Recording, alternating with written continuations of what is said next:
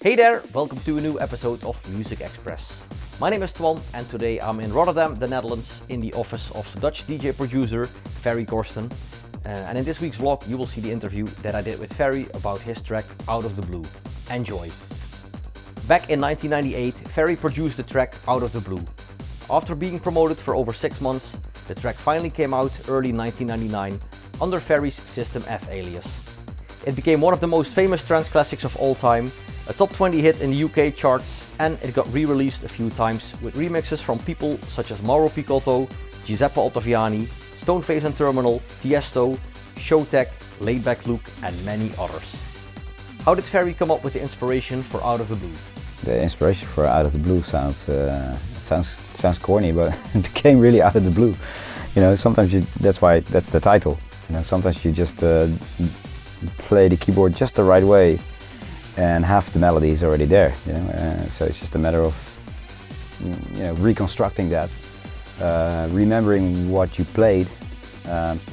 So that's one. The melody of Out of the Blue, of course, is one side of the story. I think the other thing that made Out of the Blue was with that melody. The melody was done eventually with a very sort of like new sound in a way. You know, the Roland had just released the a.k.a. synthesizer, which was sort of which was modeled after the Jupiter 8, I believe. Like a famous synthesizer from the 80s, and I was one of the first in Holland to have that synthesizer and to actually play with that sound. And one of the features in creating your sound was called the super saw, and which was very it was new for those days. You know, nothing was out there that sounded like it. So I played the Out of the Blue melody with that super saw sound, which had such an epic sort of vibe, and that made Out of the Blue a standalone track. There was nothing out there at the time that sounded like it. How long did it take you to finish the production? Back in those days I produced really quick. You know, I mean, now I take my time with, or it takes longer because I'm touring in between the tracks, right? And it just takes longer sometimes.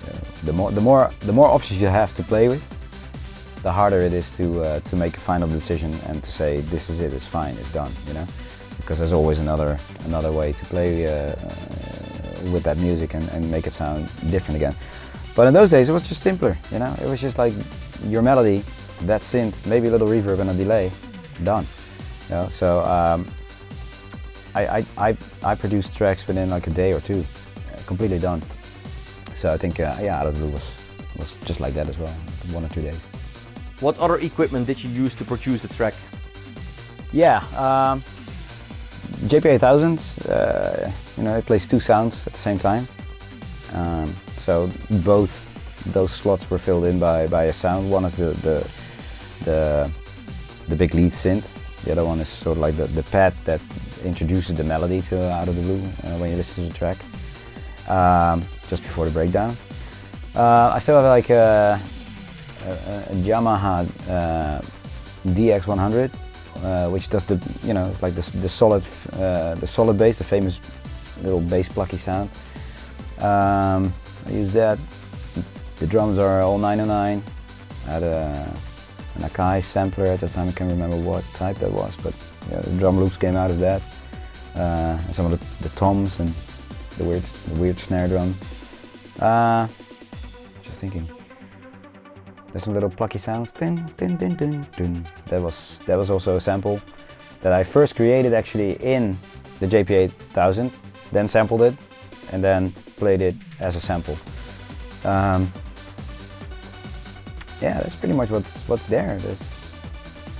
I used to have a Yamaha XY, I think XY200 or something like that, like an FM synthesizer, which I use for some of the high little arpeggiator that's running alongside the melody, and I think I covered every sort of ingredient in the track now, yeah. Was there any point during the production process where you thought, yes, this is going to be a massive track? Yes, there was definitely a moment where I felt like, okay, this is going to be huge. But at the same time, a bit of, yeah, almost like uncertainty, because there was nothing like that out there. So there wasn't much out there to compare it with, you know. So I just knew when I was just playing with that synth riff, you know, it was on loop, and I was just playing with the filter, and it was just like, you know, it's like bubbling and opening up and closing again, and just the energy rushes that would give. I knew that this was something very different and new. And then a friend of mine came in that I used to go clubbing with, you know, and he absolutely just lost it when I played it to him. And he was like, wow, this is going to be amazing, man, this is going to be a big one. So yeah, rest history. So here we have one of the white labels that was used to promote the track before the release. What's the story behind these mysterious promo white labels that were sent out to some of the key DJs back in 1998? Well, you know, we just wanted to, we knew we had something really different, right? So that also, I felt, required a different approach to promoing. Normally, in those days, it was like, okay, you make your white labels, you send it to the DJs, everyone has their feedback, you know. A lot of the big DJs were working for the record labels as A&R managers to sign stuff. So that's what you were aiming for. Okay, send out the white labels. You know, hopefully they'll pick it up, they start playing it, they see the crowd's reaction in the clubs, and then decide to license it to their labels. But you know, also I was thinking, okay, you know what? This is how everyone does it, right? Every track out there is being promoted that way. So we got to make sure that we do something different, because it's such a different track. So we decided to just have one-sided vinyl. See the other side, if you can see it, it's just blank. There's no grooves in it. It's just, there's nothing there. And at the time, at Tsunami Records, my label, Michael Piron, who's now part of Armada, was actually with us as an A&R, and when I showed up with this track, the result was another person losing his mind. So we were like, okay, we got to do something funny. So do the one-sided. Let's get these black sleeves. You don't have actually this. This is a later white label. The first 7 or 10 white labels that we sent out actually had like these real thin black paper sleeves that the guys in the office there actually stepped on, folded, you know, they scratched it on the walls like that, so it looked all banged up. And then we had almost like a ransom letter. We took like different letters from newspapers and put together the text here: something to blow your brains out. And we included that like in the sleeve. Then went to like an undisclosed sort of postal address, send it to like the main players at the time, Pete Tong, Josh Jules, Paul Oakenfold, Nick Warren, some of the biggest names out in the industry, with just a stamp saying "out of the blue" and a phone number. And actually on the original, the one vinyl before this, we didn't even say +31, which is the country code for Holland. We just said 06 something. So really difficult for them. And by the way, another one is here you can see that still. Over here, usually on vinyl, it says a code, and with that code you can trace the record company, where it comes from. And we just got a bunch of scissors and just scratched the code out. So we made it almost like, to our mind, impossible to trace it. So here you are, an A&R manager at a record label, stacks of vinyls, all the white labels that come in, and here comes an envelope from like, where's this from? And you open it up and it's just banged up and it's just awful to look at. And you put it on and there's a track that is just so different from anything else out there. So that's how we did it. It was just it's like pulling the pin out of a hand grenade and just sit there waiting for the bang, in a way, you know. That's how we played it, the whole thing out in our minds, and luckily that's what happened. Can you tell us more about the bidding war between labels such as Red Jerry from Hooch Tunes and also the label from P Tong after they heard the track and wanted to sign it? We had pretty much the whole of UK Clubland calling us within the next week, so all like chasing us. And the cool story about Red Jerry from Hooch Tunes is like, he was on the phone with Michael saying, dude, I just heard this track, and but we knew we didn't send him a promo. And Michael asked, like, how did you hear this? And he said, like, yeah, Nick Warren just played a minute of it over the phone, and I want to sign it. So just the excitement that was going on in those days, you know, with signing records and hunting those tracks down, was just so cool. But yeah, ultimately it was Pete Tong that said, guys, I'll meet you in an hour at Schiphol Airport, and we signed a deal. So yeah, that's cool. What's the best memory you have from the release of Out of the Blue? I think it's just a memory of like a time period, if you will. You know, it's just everything after the release of Out of the Blue is just a matter of months.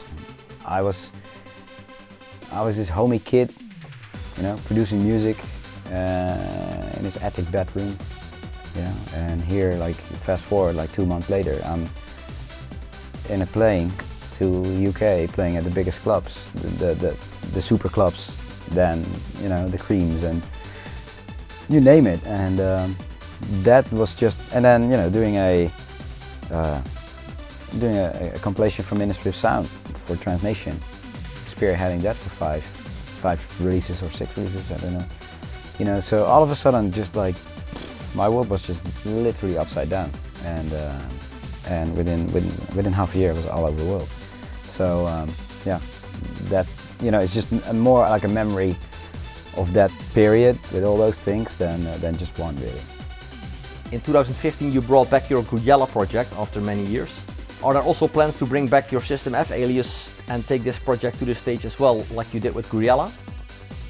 I don't know, you know, it's, see, the thing with this, although System F is like the was the project and the thing that launched my career in a way, I feel that Guyella is a lot deeper, has a lot more depth. That's my personal feeling with it. You know, Out of the Blue or System F is more, in a way, party trance. It's a lot happier. Guyella is a lot more emotional, and I really feel that with that I can just do a lot more to make it match with my own set. For example, with the Blueprint stuff, you know, it's more storytelling, and that's where I am right now. Also visual-wise, I think Guyella is a lot richer for that. So I don't really see System F being, you know, getting like a second life anytime soon, because, you know, there's Ferry Corsten where my focus is, then there's Guyella, and if I do System F as well, might as well do Moonman, might as well do Pulp Victim, might as well bring everything back again, and I just don't want to lose the focus on what I'm doing right now.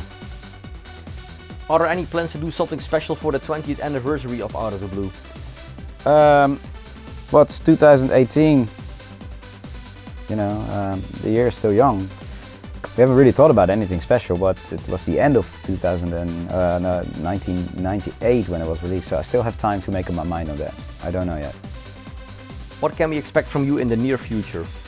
Right now, I'm setting out you know, the next projects for 2018, which is a string of collaborations with different trance DJs under the banner Unity.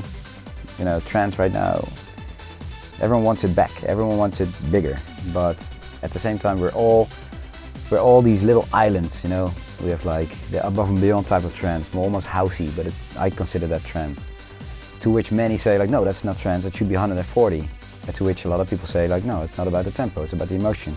So you have all these little islands, and we all say we are part of the trance community, but it's all separated. And you know, with all the different collabs that are coming up, and under this Unity banner. I just want to see if we can just, you know, become a little stronger as a movement, as a whole, and not just like the 128 versus the 140s, because that's a discussion we shouldn't have. So that's the point of this thing that I'm working on right now. And the last question, out of the blue, twice in a blue moon, blueprint. What is your obsession with the color blue? I don't know. I don't know what my obsession with blue is, honestly. It just seems to always be the one thing that if I'm looking for something mysterious or cool or whatever, that's the color that pops up. And it's not that I'm really looking to have something with blue in it. Maybe it's not like a, how can I say it? It's not like a conscious search for something with blue in it. It just happens. Thank you very much for your time. All right, man. Thank you. Alright, that was it. My interview with Ferry Corsten about his trance classic, Out of the Blue. Thank you, Ferry, for your time. Much appreciated. And thank you for watching. I hope you enjoyed the vlog. If you did, make sure to give this video a like, leave a comment in the comment section below. And I would really appreciate it if you would subscribe to my channel, so you will get to see more content. I can already tell you that I have some other interviews confirmed, so hopefully they will be online in the very near future. Once again, thank you for watching, and until next time, bye bye!